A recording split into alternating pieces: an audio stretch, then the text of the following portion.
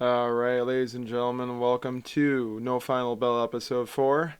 As you know, some big things have happened in the wrestling world. One of them being some changes to WWE. As you know, that Randy Orton and Bobby Lashley was supposed to happen in Extreme Rules, but WWE cut that, brought it onto Monday Night Raw, and Big E wrote on his Twitter that he was going to put his Money in the Bank briefcase on the line. Yeah, it kind of ruined the suspense, because the Money in the Bank briefcase is supposed to be like a suspenseful thing. It's Mm-hmm. like, oh, when's he gonna do it? When's it gonna happen? But Big E kind of revealed on Twitter, he's like, oh yeah, I'm just letting the cat out of the bag. I intend on cashing in my Money in the Bank contract tonight. He did it, and he won. It was still a good moment, but it kind of killed the suspense of like, oh, is it gonna happen tonight? It's like, well, yeah, obviously it's gonna happen tonight. We know it's gonna happen tonight. He kind of spoiled it on Twitter.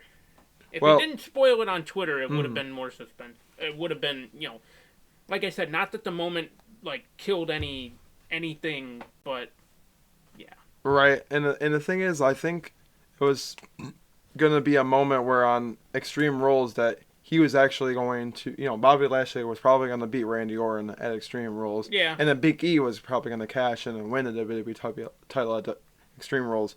Now the question is, do you think that because of AEW beating Raw last week in the demographics, that for this past Monday, do you think that because of that reason, WWE's like, well, shoot, we have to really change our plans, and in how better way can we get viewership on Raw and be able to beat out AEW for the week is to maybe have that match that was supposed to happen in Extreme Rules that not a lot of people are probably going to see on national television because it's pay-per-view happen on Raw, where Big E puts on, puts his Money in the Bank on the line and wins the WWE title. Now, do you think because of the result of AEW beating them in the demographic from 19 to 49, or from 18 to 49, sorry, do you think because of that reason, WWE Raw took the opportunity and changed their plans for that very reason? Well, they changed their plans anyways to combat the the ratings, but yes, absolutely. WWE went in panic mode. They're like, okay, Dynamite's beating us in the demographic. What can we do to get this demographic back on our side? Oh, I know. Let's put the title on Big E. Everybody wants Big E to cash in the Money in the Bank briefcase. Let's have it happen. You know, Sooner than later, but, see, I just hate that WWE has to do the whole um, listen to the fans in a sense when it's in desperation mode. They don't do it all the time type of thing. They yeah, rather only push whoever they want to, hence why Brock Lesnar's back, hence why Roman Reigns is Universal Champion. That's what WWE yeah. wants. That's not what the Yeah. fans also probably want. I mean, I'm sure that they're happy that Brock Lesnar and Roman Reigns are there, you know, for a It's not that chance. they're gonna have a bad match because they never have a bad match, but at the same time, it's like, why? But like, I honestly think that like WWE like I'm not trying to like crap on the brand as much. Like, I mean, I right now I haven't been watching it because it's just the same old thing to me. Honestly, I've been watching it for almost my whole entire life, and it just doesn't feel like it's gonna change. But the thing is, like, if WWE more so often, if they also wanted to be like the top brand again, listen to the fans. If they want Yeah, a certain guy to be their top champion, let them. I yeah, mean, you know, when they wanted, Daniel Bryan to be out there as number 30, you should have had him as number 30, not Rey Mysterio back in the day. If WWE was to listen more to their fans, and not saying that, sometimes they do, because they definitely watch other promotions and know the demographics are not in their favor anymore. You know, you're more promoting towards the kids than you are the adults and the yeah, teenagers. Hence why you lost in a demographic. If you focus more on the kids, you're not gonna get those fans back. yeah, You're gonna lose them to a brand that's going to be more on edge. That's the more like old school crowd that wants to see more wrestling, not freaking sports entertainment. Right. That's the thing, and yeah, I mm, congratulations to Big E. I'm so happy that he definitely won the WWE Championship. I knew he was probably going to eventually. That was probably the plan all along. Was now the thing is, I have a question is now that's already two members of the former New Day. Now is Xavier Rhodes like the Xavier next? Woods. Is Xavier Woods the next one on that list to eventually win it? Like they just seemed, I and nothing against Xavier Woods. He's great, but I don't know. I just don't see. And it was kind of the same way for Kofi in a sense to me. mhm. It's like I didn't really see Kofi as like the main event guy. And again, like I'm not entirely downplaying Kofi as a wrestler or Right. even his WWE title run. I just didn't see him as a main event guy. And and that's the thing too. When he held the WWE championship, his run was mediocre at best. So, Right. Well, the problem is that's that the same way I feel about Xavier. It's like I don't really see him as a main event guy. If at best I could see him as maybe like a US champion or an well, intercontinental champion. the problem is I think the three of them are really good wrestlers. The problem is they're I don't even know if I would say they're really good wrestlers. They're definitely great entertainers. yeah. I mean, they're definitely WWE bred Yeah. entertainers. Yeah. Not saying that they couldn't probably go elsewhere and end up doing success. I mean, Xavier Woods. was in TNA Xavier before Woods, he I went to feel like is WWE. somebody that would be somebody. I think Xavier Woods is a wrestler that can go somewhere else right now and still have about the same amount of success as he does right now. The problem is, you surround him with Big E and Kofi. That's the reason why he's had so much success Yeah. right now. Um, Not saying that Big E wasn't going to be bred as a singles champion. Of course, that was probably the plan. Hence why they split him away from Kofi and Xavier. But the problem is now that you have the potential WWE draft coming up. Yeah. Are we gonna switch the freaking world titles again? Are we gonna have the red Universal title strap again? I Are we gonna have hope the not. WWE That title title? was You know, that title was. are we gonna have the WWE title back on SmackDown? Like that. That's the thing to me. Like, is Roman gonna be back on Raw Please instead of don't bring back the SmackDown? Raw. Please don't bring back the red Universal title. That title looked horrible.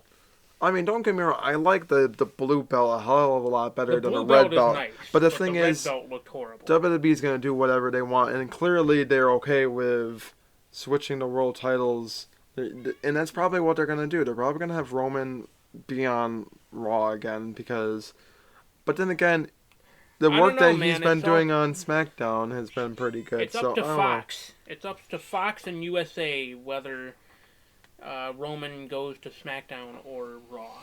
It's really up to either Fox or USA. Because But I'm pretty sure Fox wants Roman more, but I'm sure USA will try to fight to right, get him. But it depends. yeah, probably. Now I do have this. Do you think that we seen it all around Twitter? Brian Cage's wife Oh said yes, how he yeah, wasn't really getting utilized.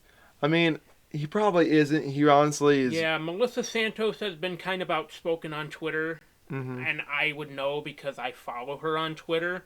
Shout out to Melissa Santos at it's Mel Santos or this is Mel Santos.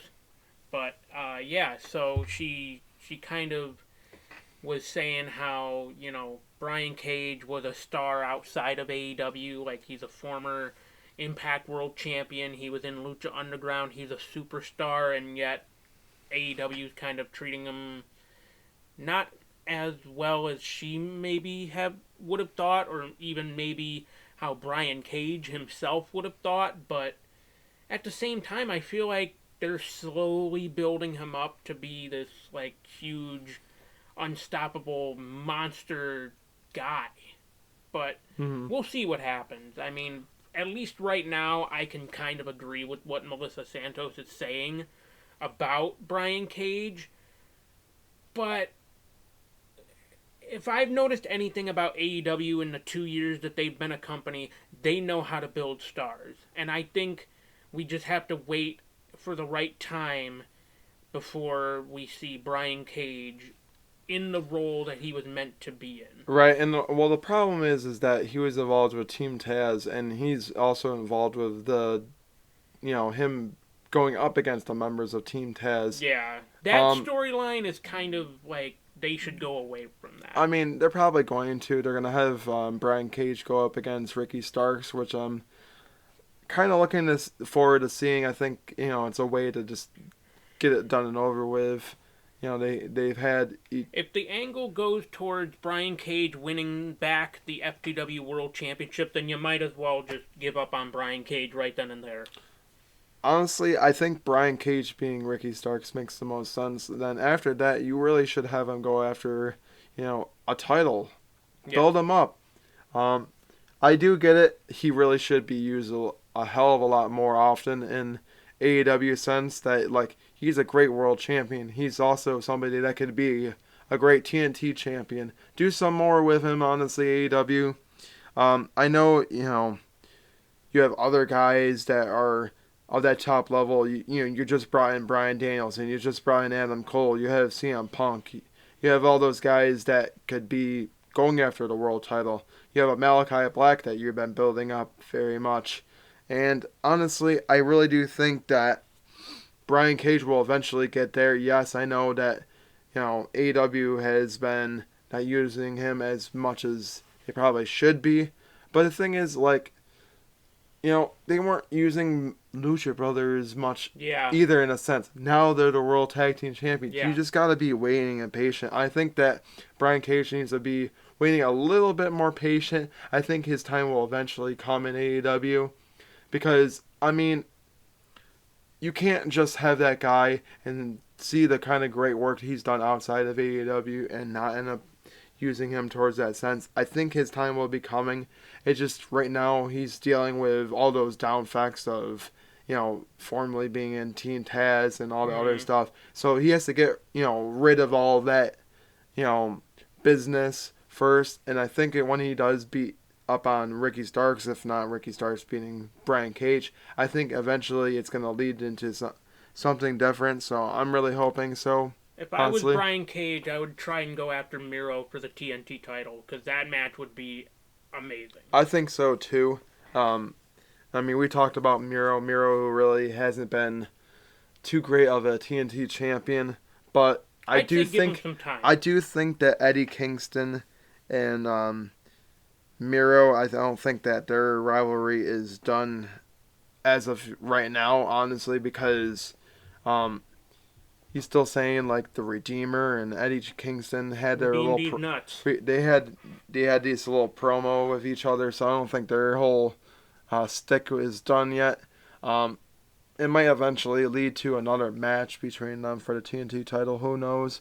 But honestly, I really do think it should be somebody else more credible than Eddie Kingston. I think Eddie Kingston and Jon Moxley should be doing something as a tag team. Nothing against Jon Moxley, but like right now, you haven't really been doing much of Jon Moxley ever since he's lost the AEW title. You've had him go up against New Japan Pro Wrestling stars, and then you have had him go up, team up with Eddie Kingston. Do something a little bit more with Jon Moxley. Don't, yeah, it's cool to have him go up against these New Japan Pro Wrestling stars. No, don't get me wrong. I think it makes for great wrestling, great entertainment to see in AEW. But like, I really do think that if you're gonna do something with Eddie Kingston, you're gonna do something with Jon Moxley. Have them go after the Death Triangle, Lucha Brothers there for the tag team titles. I think you need to do something with that. As far as like we were saying about Malachi Black ends up beating Dustin Rhodes, and then it also leads into a match in 2 weeks from today. Yep. And or actually a week from today, not Yeah. 2 weeks from today, a week from today, and it's going to be in Queens, New York. I honestly think that it's going to be a great card. I was going to say, would eventually him going up against all these Nightmare Family eventually lead to a Cody Rhodes match? Well, I guess the answer to that question is yes. It will eventually lead to Cody Rhodes returning and facing off against Malachi Black. I nothing. I honestly like this whole storyline. I like what they're doing with the Nightmare Family and Malachi Black. If there's any way to build them up, is you go up against somebody who's a former TNT champion. I mean, I think I think they're doing really great with Malachi Black. He's somebody that had great success in NXT and now he's having even better success in AEW because he can be himself and go with his own character. Um, I really do think that Malachi Black is somebody that can eventually be a AEW World Champion, somebody that can be a TNT champion. Yeah. But to see him beat Dustin, I guess it makes sense. It makes the most sense for the storyline that they're building with, Cody Rhodes and Malachi Black. Now, honestly, Marty, I mean, if I was to choose anybody for that match next week, I have no idea, honestly. I mean, I would probably happen to go with Malachi Black. He's already beat Cody Rhodes before, even though that match was very short. Well, see, the thing is, it's building to like, oh yeah, this is Cody's big return after he potentially teased a retirement. So you would have to think that they're going to give Cody the win. But honestly, if the only logical thing I can think of to protect both men is it goes to like a time limit draw. Probably, because I think it's going to lead into a full gear match, honestly. Yeah. That's what I'm thinking. Yes, I know that's 2 months away, but it would be the best thing to do. That you can have a big payoff to this match. Because having it on... I mean, don't get me wrong. Having it in front of the largest audience that AEW has ever had is a big payoff. But at the same time, Malachi Black is still only like a few months into his AEW run. And he's still undefeated right now. You can't afford to give Malachi Black his first loss right away. That's why I'm thinking. I think he'll end up beating Cody Rhodes. Cody Rhodes might, like... But you also don't want to give Cody a big loss either. So that's why I say I think yeah, it should but go the to thing a time is, he's limit already coming off a loss already. Well, so yeah. having him lose again to Malachi Black would make the most sense. There's Well, also yeah, enough. but, There's I also mean- enough time to have Malachi Black build up against somebody else because, True. like we said, the pay-per-view is also a couple months away. Yeah. That's plenty of enough time to build up something into full gear. Will it be against a champion? Will it be against somebody big? Who knows? I mean, there's so many directions. That's the one thing I do like about AEW. There's so many different directions that they can take with a lot of their wrestlers right now. I mean, I know we didn't have this written down, but honestly, Marty, when do you think that Heyman Adam Page is gonna show up? Like, I have no idea. I didn't even know what was going on with him. I guess he is taking time off. I don't know for what reason. Maybe he's dealing with some nagging injuries. Maybe he just needs a little break away from the touring schedule. I mean, granted, the touring schedule is not as hectic as a WWE touring schedule, but maybe he just needs a break from all the press and all the, right? I don't know. But either way, what better time than now to have Hangman Adam Page come back, insert himself into the AEW title picture, have Hangman be the guy potentially that beats Kenny Omega for the world title. Maybe it sets up something bigger with the Elite now that Adam Cole is in the Elite. I don't know. But either way, Hangman,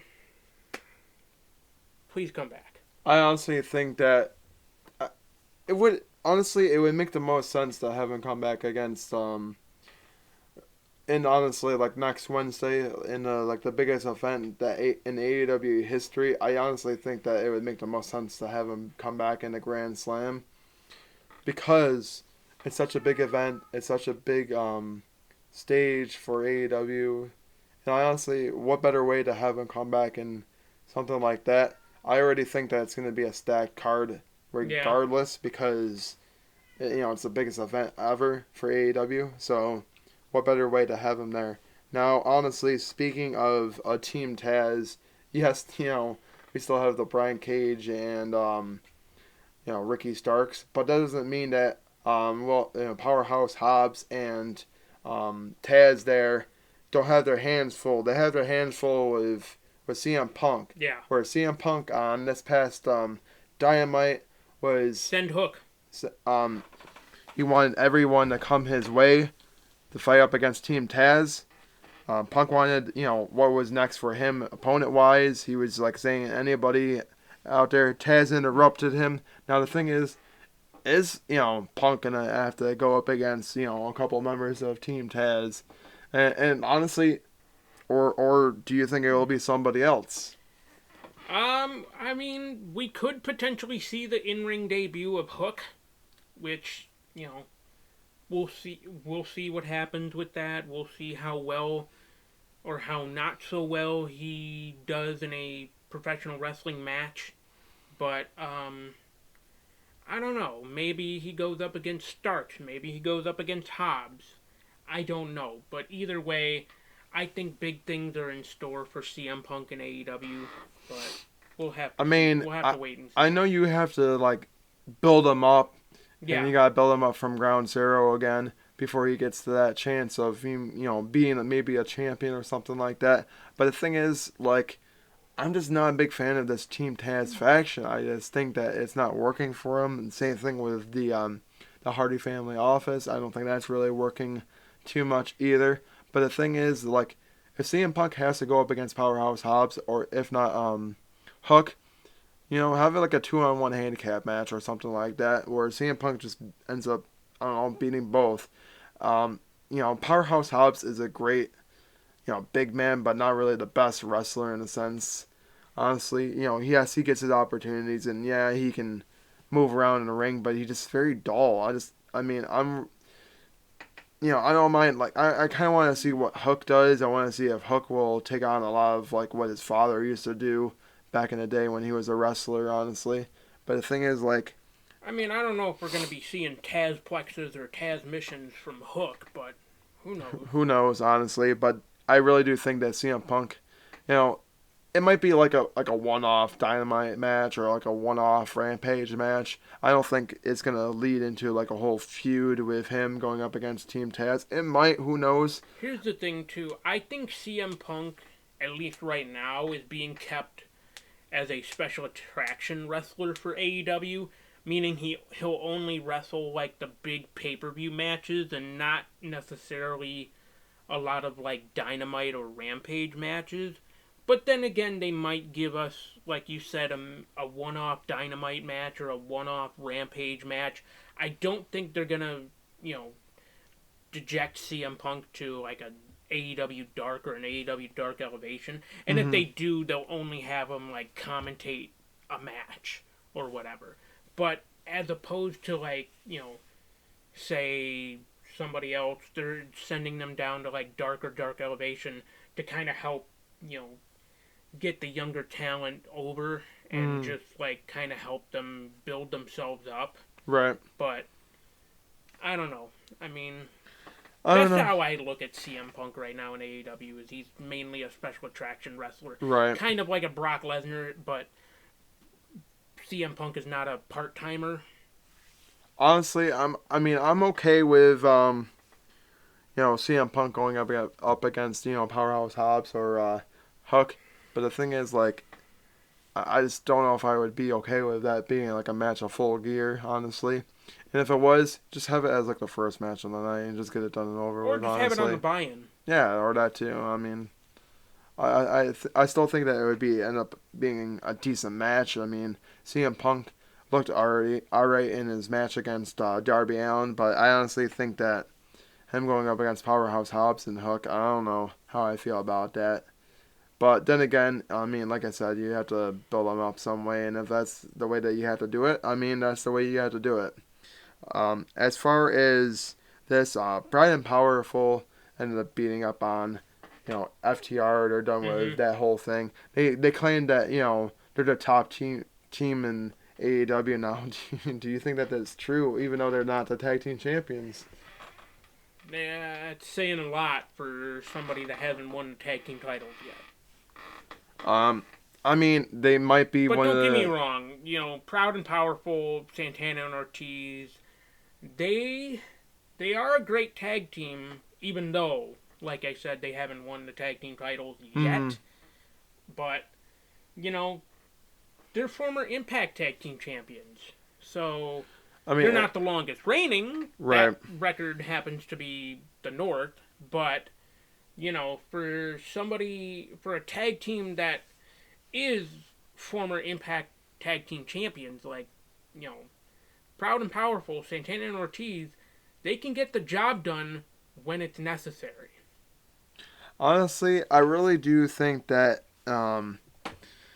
like I'm going off of like what I said before. I mean, AEW needs to do more with these tag teams, and they have so many that can go after the tag team titles. I mean, even Pride and Powerful, which I totally forgot about. That's what I'm saying. Like, they've been so involved with the Inner Circle and Pinnacle and all that other Yeah, stuff that like have them branch off and go after the tag team titles. Have because nothing against the Inner Circle, but like this is where you got like really start branching them off and making them really go after and beat all these top tag teams and maybe get them to being the AEW World Tag Team Champions.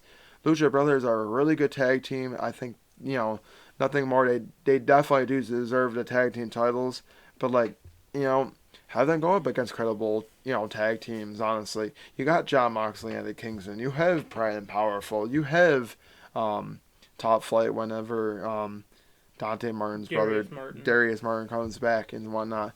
You have other tag teams. I mean, you even have I mean, yeah, you have the Young Bucks. You have the Varsity Blondes who are there. You have the um, Lucha Express there, or Jurassic Express. Jurassic Express. I mean, you have so many tag teams that are there, and I mean, I honestly think that you have the Men of the Year. The Men of the Year Yeah. can end up doing something, which I think that eventually they will get there. I mean, but like you just have so many tag teams there, and I think you need to do a little bit more with it. Now, speaking of a powerhouse, Hobbs, Dante Martin has been nothing short of an amazing wrestler in AEW at a very young age. He's somebody that hasn't even hit his peak yet, hasn't even gotten in his prime yet. He's only 20 years old, but man, the things that he does in that wrestling ring are beyond amazing.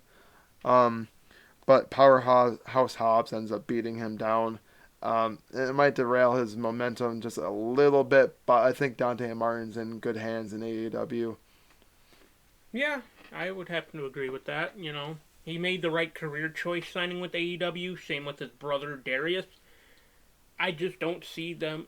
I just would not have seen them working in the WWE system, especially with all of their high spots and flips and whatnot. Mm-hmm. It just doesn't fit the mold. Like, and even just in general, like, there's a lot of people that are like, oh, I don't like the flippy do stuff that AEW does, which is why Top Flight excels.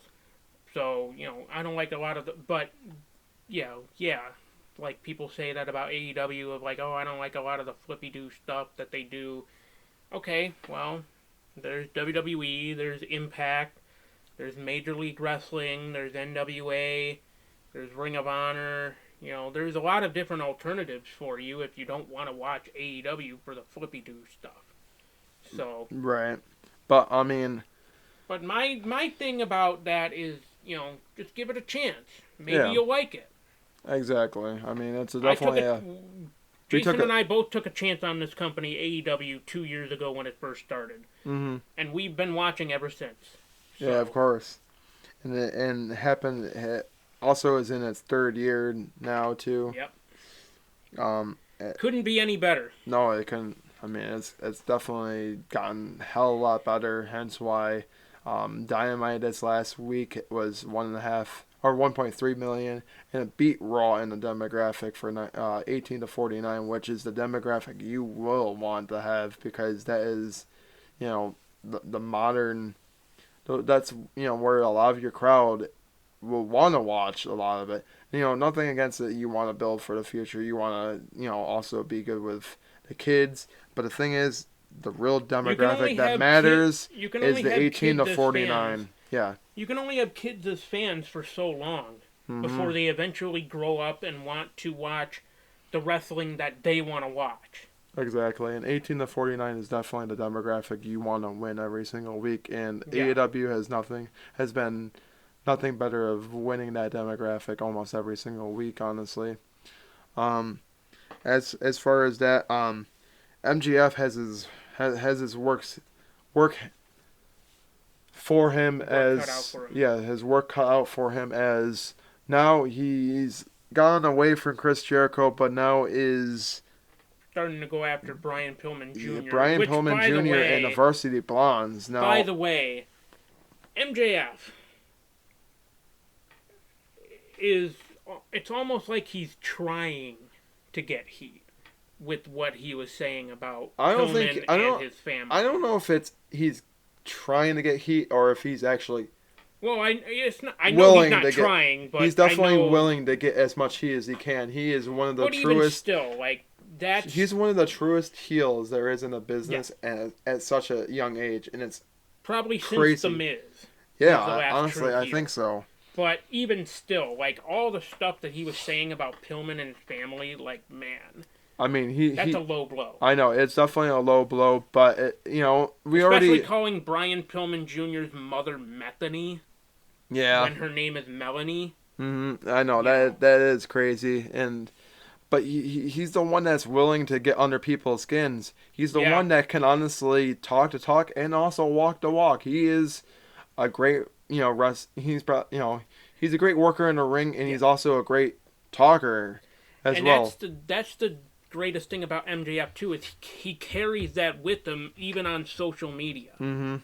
So he's definitely somebody you can kind of get behind as a heel, which is good. Of course, they'll never want to admit that they want to have a following and all. They never want to hear that, they're great. See, that's the thing too. Bully Ray of Busted Open Radio will tell you that, don't tell him that oh yeah, he's such a great heel, you really convinced it. They don't want to hear that, because then they'll feed into it. And they'll tell you, go screw off and die, or, whatever. So, don't ever tell a true heel that they're good at their job. Because they know they're good at their job. They just want to feed it into you. No, that's also another, thing, too. MJF and Wardlow is also another, team you can end up having, for the tag team titles. Same thing with FTR, even though they are former tag team champions. They're also another tag team that can eventually get there again as well. Now, but the thing I do have is, do you think that MJF and Wardlow will go up against the Varsity Blondes at some point? Potentially. I honestly think it will be eventually a match on Dynamite, and I think it will be a good one to see. Yeah. Varsity Blondes are a really good tag team. Their chemistry is really good in the ring. I mean, granted, they had to work on that chemistry because they never teamed together prior to them just being thrown together as a random team. They just had to make it into a team. They had to make their chemistry known. Because prior to the Varsity Blondes, Brian Pillman was just kind of, stuck in a bit of a limbo because, he had this MLW contract, and he was in that Hart Dynasty, faction or team, if you even want to call it that, with Davey Boy Jr. and I believe Julia Hart was in there as well, but, MLW kind of closed everything down after the pandemic, so Brian Pillman Jr. was kind of in limbo, and then he starts having these singles matches in AEW, which kind of builds himself up. And then they were like, oh yeah, why don't we have you team with this guy, Griff Garrison? He's really good. Then they start teaming together. It kind of doesn't really start out that great, but then, like you said, they develop their chemistry. They eventually become an official tag team, the Varsity Blondes. playing on Griff Garrison being the Ivy League MVP, and then, playing on Pillman's father being in the Hollywood Blonde with stunning Steve Austin at the Right. time. It kind of makes sense, but yeah, they just needed to build their chemistry together on Dark and Dark Elevation Hmm. to eventually make it to Dynamite and start building themselves up there and on Rampage. Right, exactly. Now, Ruby Soho has been nothing but amazing ever since Yeah, she's debuted in AEW. I like the work that she's been doing against, Britt Baker and her faction. yeah. Her, yeah, I guess you can call it like a faction at this point. Her But, alliance, if you yeah, will, her alliance. with Um, Rebel and Jamie I Hayter. will say that I think Ruby Soho will be nothing short of a great women's champion eventually in Yeah, AEW. I really do think that she has the chance of beating Britt Baker for her women's title. Yeah, I would like to probably see Britt Baker, hold it for a little bit longer. But honestly, I think Soho is going to be the one that is probably going to dethrone her and be the current champion. And then there's definitely a lot of other women out there. I really do think that AEW is starting to really grow their women's division even better than it was when it first started, where it was all right. They were eventually getting there. Then COVID happened and really restricted a lot of the women. Now it's finally getting back to actually being credible again, and I'm liking that. I'm really thinking that Soho would be a great champion for that brand there. And then you have Statlander, you have Riho, you have other people, other women that can eventually go after that title. Like a Chris Statlander and stuff like that. Soho has been nothing short of amazing there. She had a great couple of matches already. She's been showcased a lot on already on Dynamite and Rampage. Now I don't know when that title match will be coming. Honestly, I would assume it's going to be before Full Gear.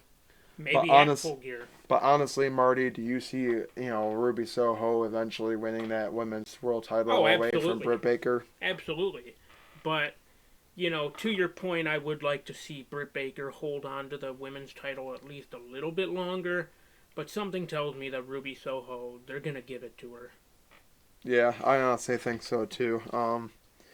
Then the Pinnacle ended up beating the Dark Order. Man, the Dark Order just Dark Order is falling apart, they're just falling apart to the and point Evil where Uno they were has a lot of shoving explaining to do. they were shoving each other, and then Anna Jay and Yeah, Anna Ty Jay and Ty Conti. Conti starting to maybe have some ripples in their team as well. But yeah, Dark Order, Evil Uno is, starting to tear that team apart. And just in general, Dark Order itself is starting to fall apart. Not Honestly, just Evil Uno. you know what?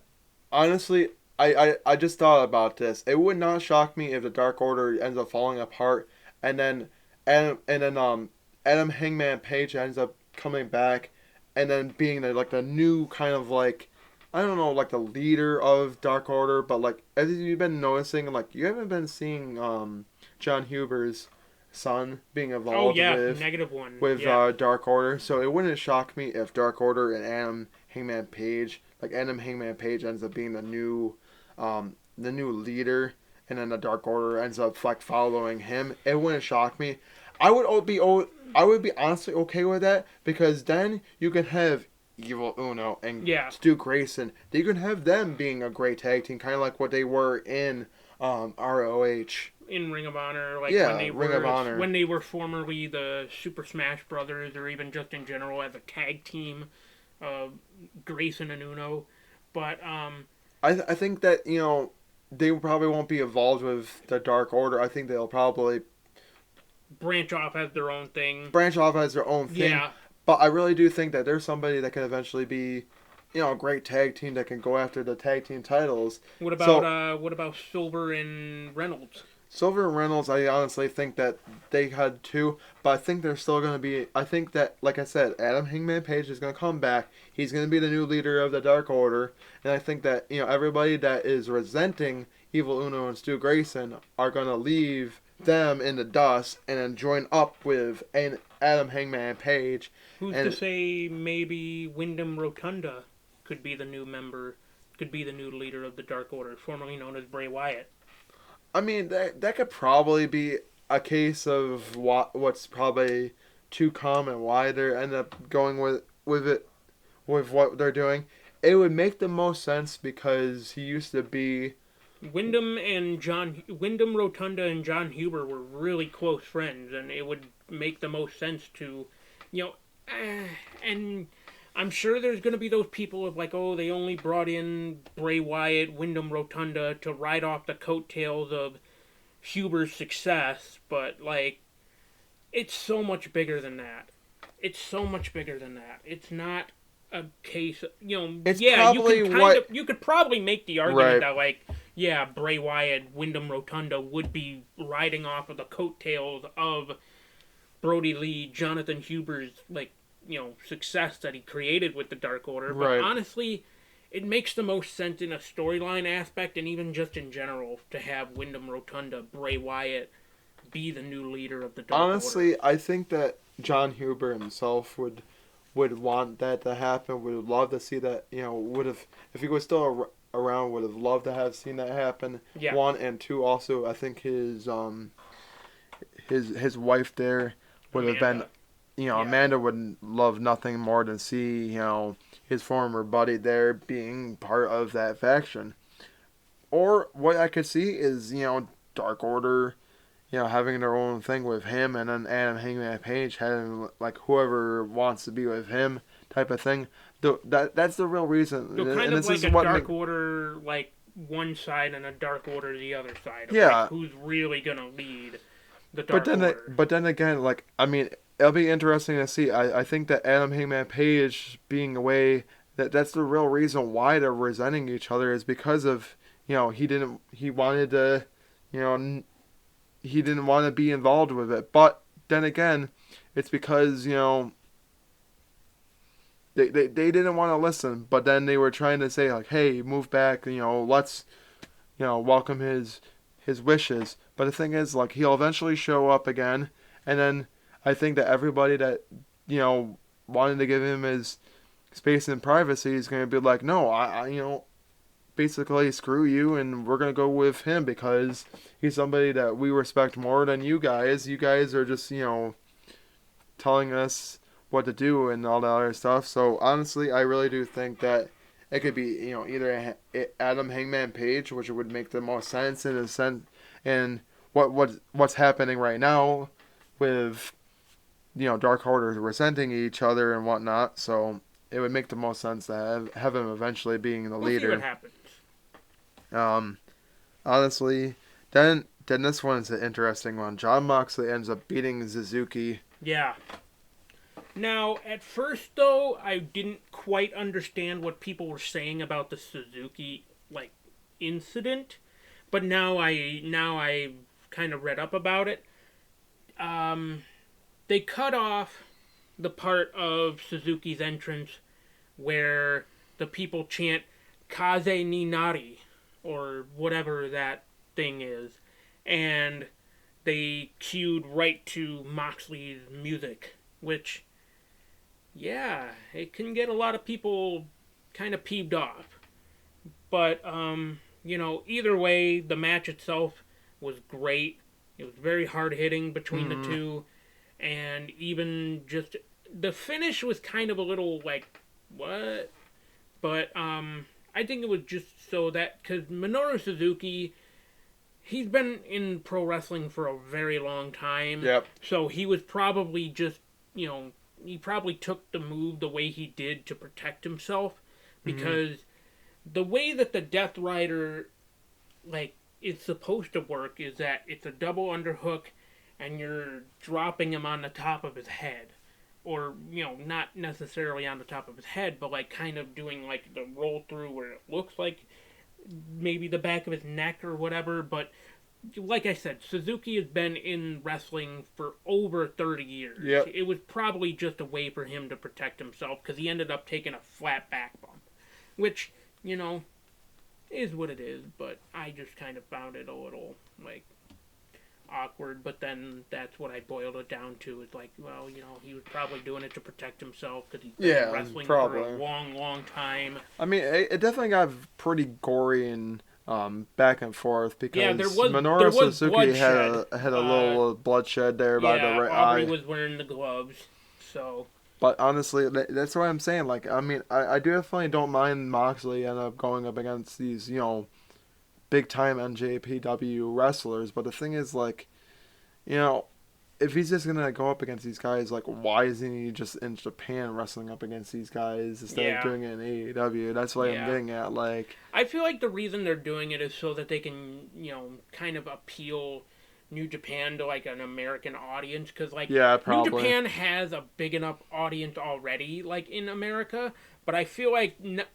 they want to give more of a mainstream appeal to like these American fans for New Japan because like New Japan had an appeal to American fans with their Access TV deal, but Hmm. once Impact Wrestling got a hold of an Access TV deal, that kind of derailed everything that New Japan had started with that Access TV deal. Right. So and I'm kind of surprised at this point that New Japan is even willing to work with Impact Wrestling, especially after Impact swept them under the rug with this Access TV deal.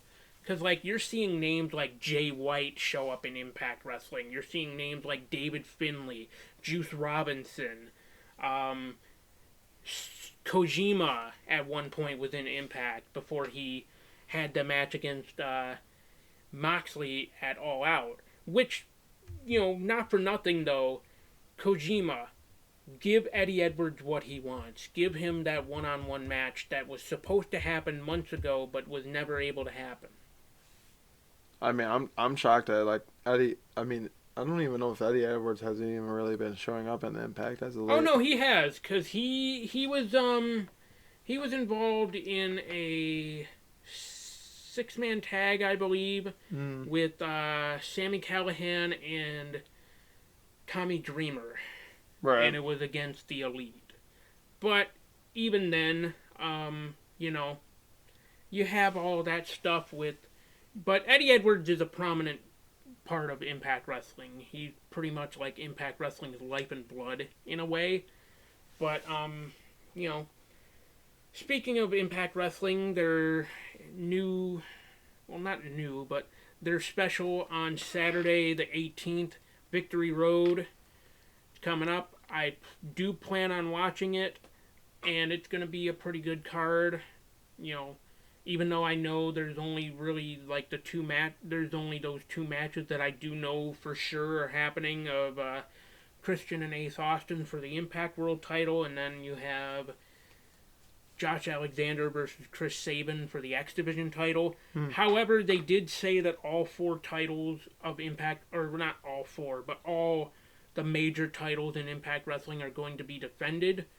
So we'll see what they book for the Knockouts tag team titles, for the, um, because they have the world title, the X Division. Oh no, I think that is four. So we'll see what happens. We'll see what they book for the Knockouts and the Knockouts tag team titles. We'll see who Decay end up defending against. We'll see who they have Deonna Purrazzo defending her title against. yeah, I mean that's always the question. Not to mention Impact Wrestling's next tapings are, or the next episode of tapings are tomorrow on Access TV at 8 p.m. We'll see what happens. We'll see what they have in store and what they book for Victory Road on Saturday. Right. Now on to the Rampage results here. Andrade ends up beating Pac, and I mean it started off really good. Like you were watching, like man, I think this match really should have been Very on high paced, very high really should have intensity. been on All Out. But the thing is, then towards the end, it was just like, what the hell Yeah, the happened? finish was kind of meh.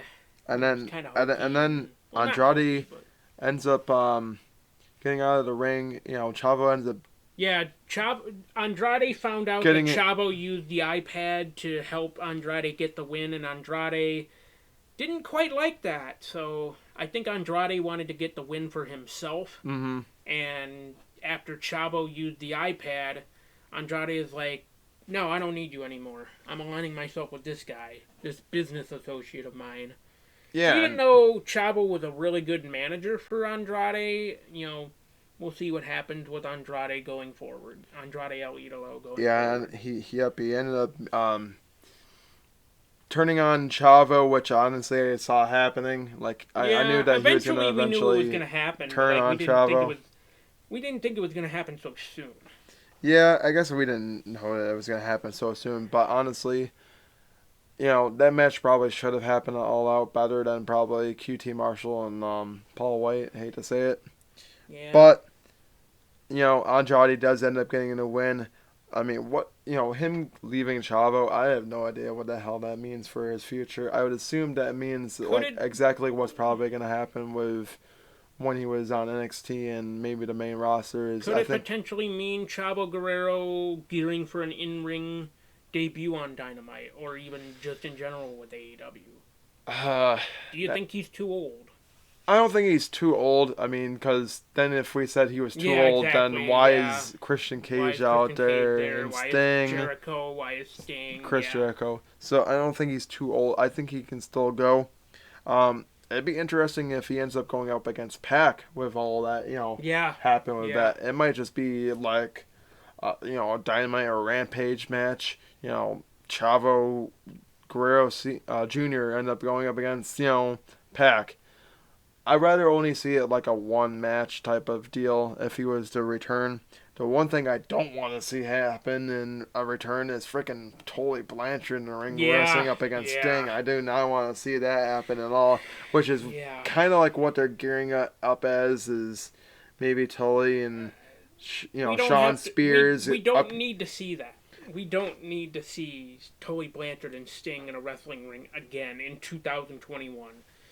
It was fine if you wanted to have it like maybe 20 or so years ago, but we certainly do not need to see Tully Blanchard and Sting in 2021. No, I don't think so. But they're kind of gearing up as like Tully and Sean Spears against Darby and Sting, which Which, okay, if they do that, it's fine because I think then that's Tully what's. wouldn't have to take all the bait. No, honestly, I think that's what's gonna be. It's gonna be the same thing when it was Tully and FTR against I think Pride and Powerful and like Sammy Guevara or something like Yeah, that. yeah, Yeah, so it's gonna be something in the sense of probably like it's not and like Tully's gonna be hardly in the ring and it's gonna be mostly Sean Spears, which is totally fine with me. But then again, you might see Tully and Sting who are about the same age as each other, so that would make a little bit more sense. But if they do go that route, fine. It's something that it's probably gonna be happening on like Rampage or Dynamite or something like thing that. is, though, Sting is in much better shape and conditioning than Tully. Well, So, yeah, no crap. He's actually been in the ring a hell of a lot, sooner but the than thing is, Tully Blanchard isn't trying to, still be a wrestler. He's trying to, you know, be a be a manager. manager and Right. kind of help bring up this new age of talent. I So mean, we kind of knew this was probably gonna happen. Soho, Statlander, and Riho beat Baker and yep, Hayter and Rebel. Honestly, it was all right. Ruby Soho doing the riot kick, and I'm still gonna call it the riot kick because that's how that's how I remember it being called. Who knows what she decides to call it nowadays, but I'm still gonna call it the riot kick until I know what the new name of her finisher is.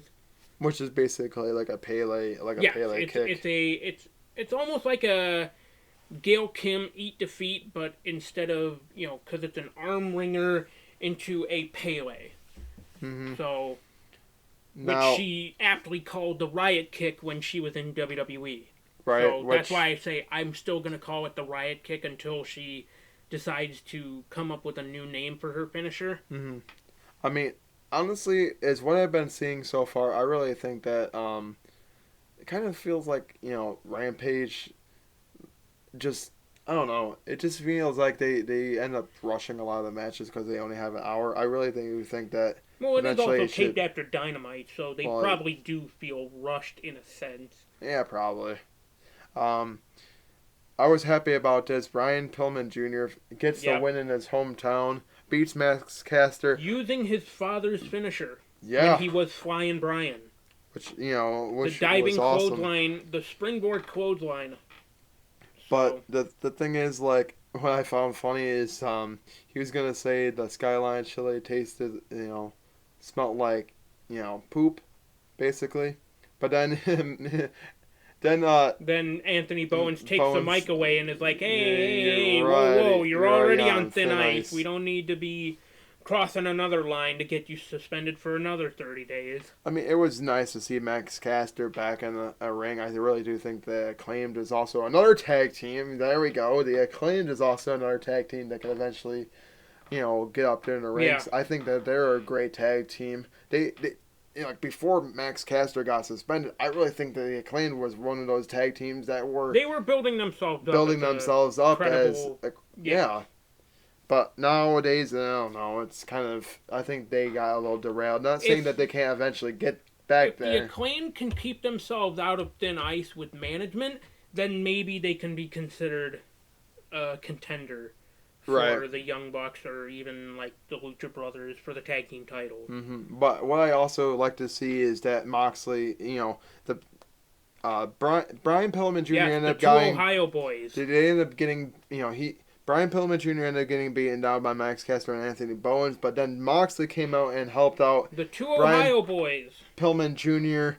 to send the crowd home happy to see that Ohio, be able to, you know, the Ohio boys actually doing well and beating down on Max Caster and Anthony Bowens. Um, so the Ohio fans were able to go home happy. What I also liked is that I kind of like the Bengals themed attire that Brian Pillman Jr. It was a was nice little wearing. nod. I honestly Yeah. would be okay with him wearing that almost all the time. I know he can't because he's with the varsity blondes. He has to wear the blue, yellow, and pink.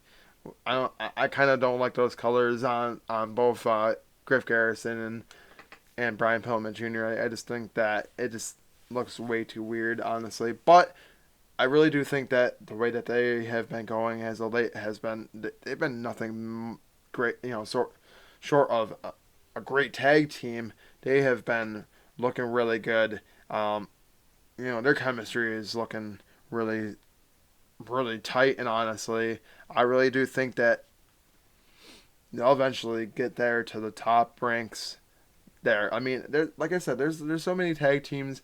I think AEW has everything in place to have a lot of great world champion contenders. They have a lot of TNT title contenders. They have tag team contenders. They also have women's contenders. They're finally getting to be that promotion where they have so much.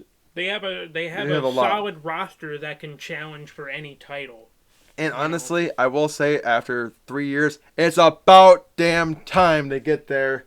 They're having all that freaking talent Yeah. that they can utilize. Brian Danielson said, everybody. The real reason why Why he went to AEW AEW is because everybody's hungry. They are hungry. Yeah. They want that brass ring. They want to go after, championships. And that's the one thing I do Well, like. that's also another thing that has changed in the 3 years that AEW has been a promotion. When they started out, they only had the one championship. Then it turned into two championships. Then it turned into three championships, and now it turned into four championships.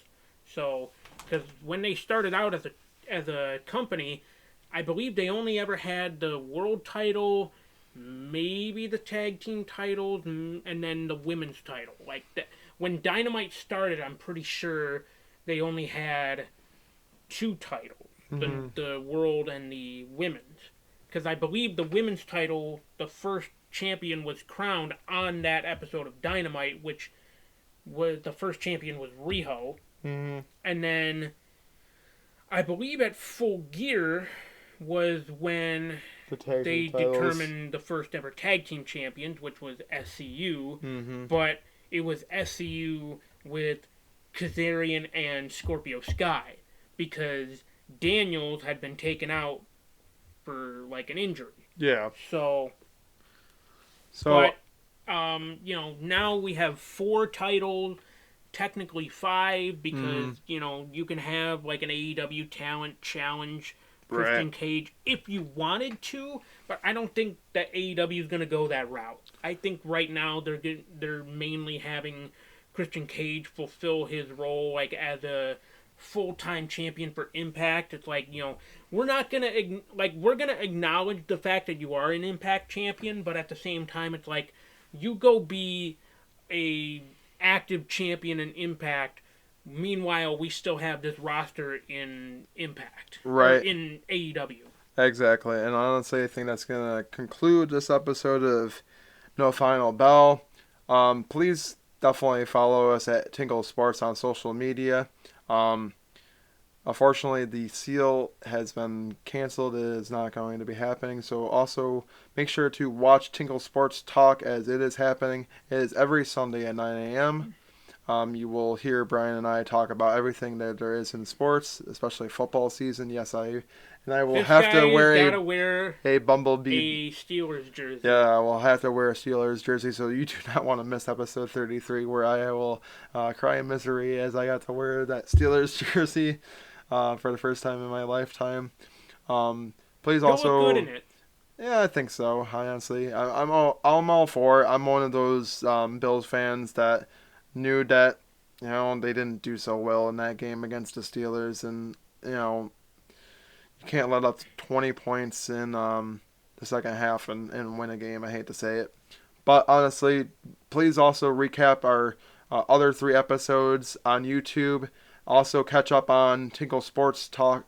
Tinkle Sports Talk, as we also have 33 episodes. We are also on, you know, we are on YouTube, as well as you can catch us on Spotify, Apple Podcasts, Google Podcasts, and anything that has podcasts. Wherever you get your podcast, You can also like this video, leave a comment, maybe subscribe if you aren't already subscribed. yep. Tap the bell icon so you get notified of all of our uploads, whether it be No Final Bell, whether it be Tinkle Sports Talk, whether it be Out of Turn 4, Yep. whatever podcast you want to listen to, whatever program you want to catch up on Tinkle Sports Right. Entertainment, make sure that you are subscribed and you have those notifications turned on. Also, So I you will never say miss this an now episode. too. If you want to, contact us and talk with us, also make sure to join our Discord. We are pretty active in it. Please join that, and comment to us. What you like, what you don't like, what you want. To see. In there. This is No Final Bell episode 4. WWE, I think you have a problem at your hands. As in the words of Mick In the Foley. words of Mick Foley, WWE, we have a problem.